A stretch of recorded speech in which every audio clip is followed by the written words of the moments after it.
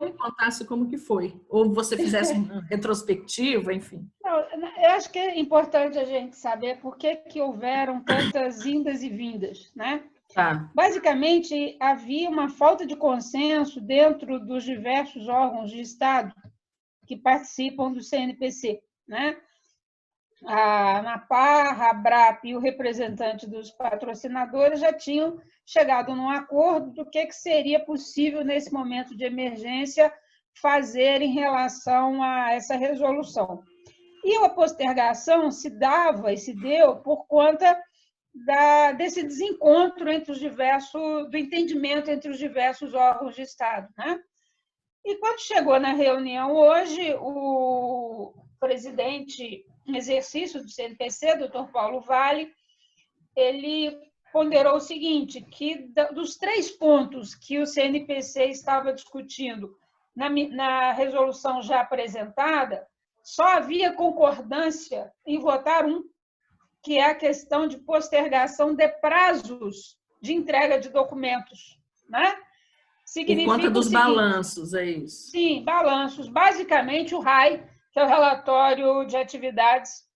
E que não tem nada a ver com 2020, né? Referente a 2019. É 2019. É o balanço de 2019 que tem que ser publicado até o dia 30. Muito bem. A gente discutiu um pouco e o governo, através do doutor Paulo, foi enfático em dizer o seguinte, olha, a gente está muito preocupado com a questão da liquidez das entidades, né? E qualquer medida de suspensão de contribuição ou resgate poderia afetar essa questão de liquidez. Patrícia, a preocupação é pertinente, mas nenhum ator, principalmente nós que representamos os participantes, seríamos levianos para permitir uma medida dessa sem comprometendo a liquidez dos fundos ou permitindo a venda de ativos no momento em que os ativos estão tão desvalorizados, né? O que a gente sempre colocou é que é facultativo, que vai ter que fazer estudo de liquidez, né? E tem que ser aprovado pelos conselhos deliberativos. Então, a gente encaminhou para as entidades, encaminharia se o CNPC aprovasse. A matéria que a Previ soltou sobre a liquidez, ela olhou os grandes fundos, né? Previ, Petros e Funcef, e que também 2 deles são onde tem planos com maior déficit.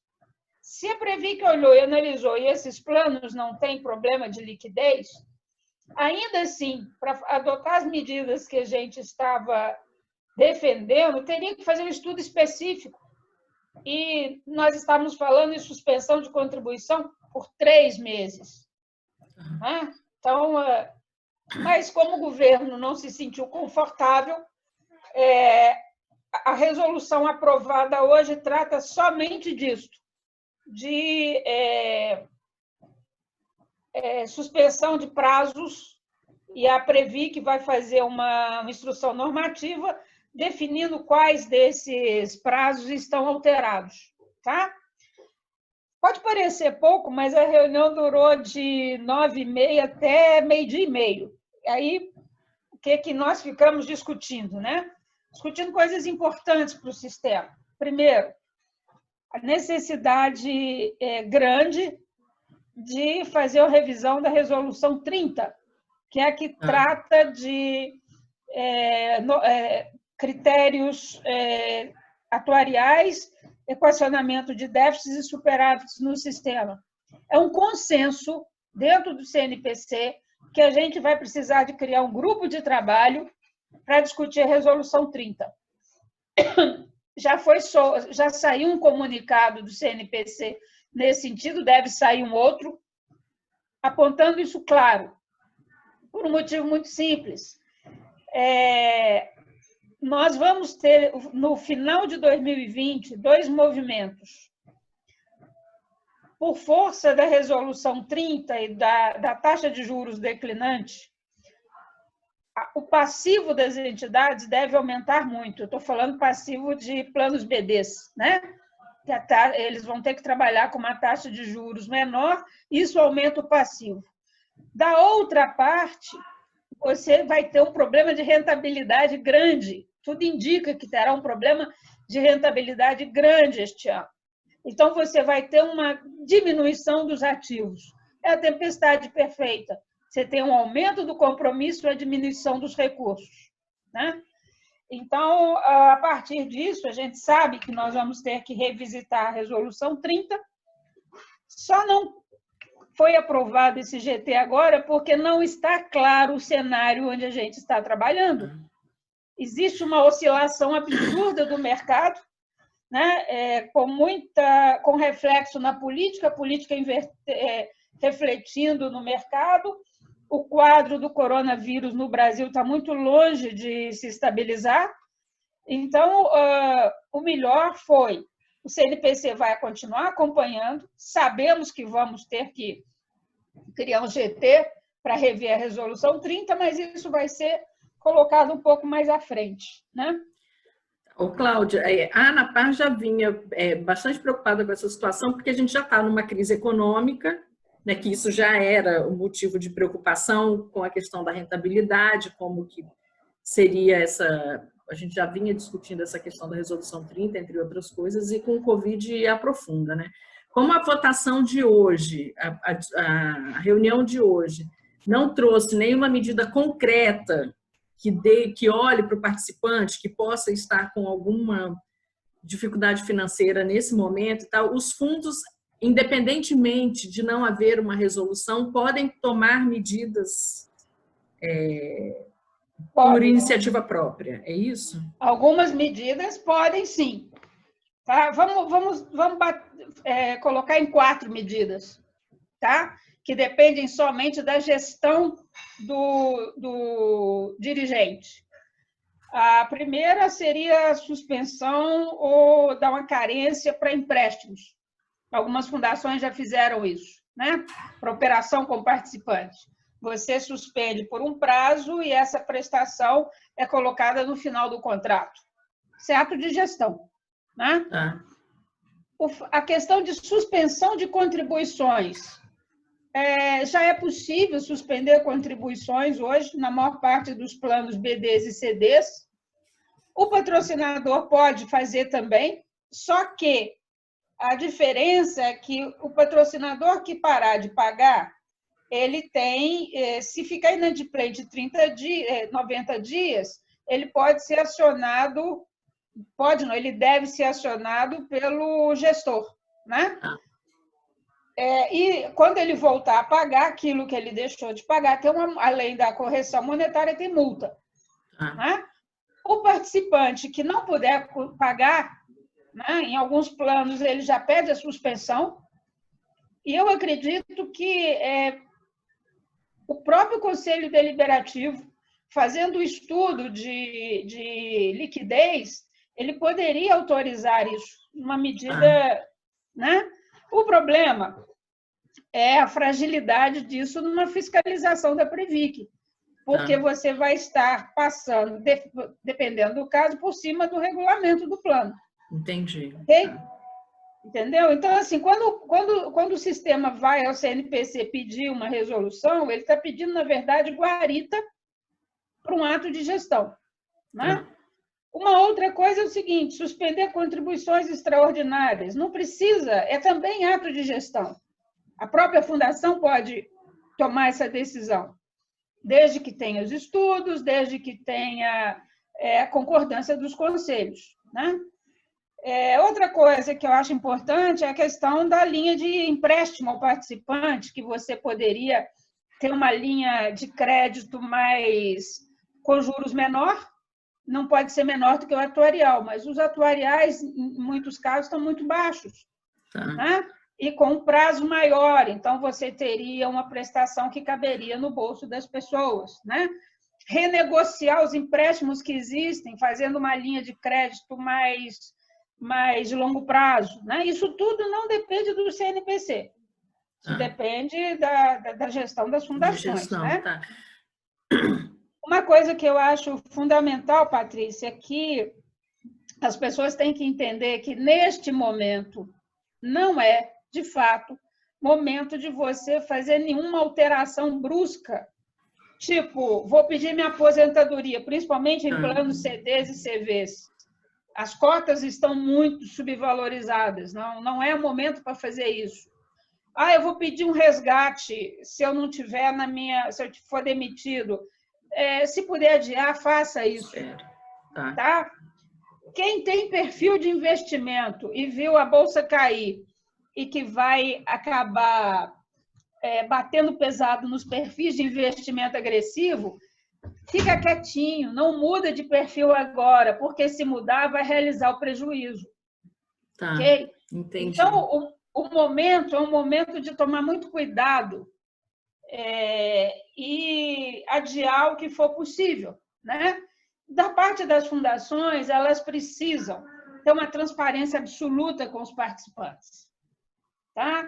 Dando essas orientações que eu estou colocando aqui para vocês. Né? E o participante precisa saber o que está acontecendo com o dinheiro dele, né, Cláudia? Para não ser surpresa, né? Se você olha, por exemplo, se você tem um plano CD, você vai olhar a cota hoje, você vai ter um infarto. Porque é uma desvalorização absurda, dependendo do perfil de investimento que tem o seu plano, entendeu? Agora, isso é momentâneo, não é um momento de você sair vendendo posições, tá certo? Pode ser, inclusive, um momento de algumas fundações reposicionarem a política de investimento. Tá? Vamos lá, não estou dando conselho, só vou dar um exemplo. Se você tem uma carteira de ação pequena e você está recebendo recurso, você tem liquidez, talvez seja a hora de você ampliar sua carteira de ação, porque a bolsa vai baixar e ela, no momento posterior, pode subir. Agora, você tem que ver se ela já baixou tudo que tinha e prestar muita atenção no que vai comprar. Entendeu? Então, assim, é uma crise grande, a gente precisa ter cuidado e algumas oportunidades, né?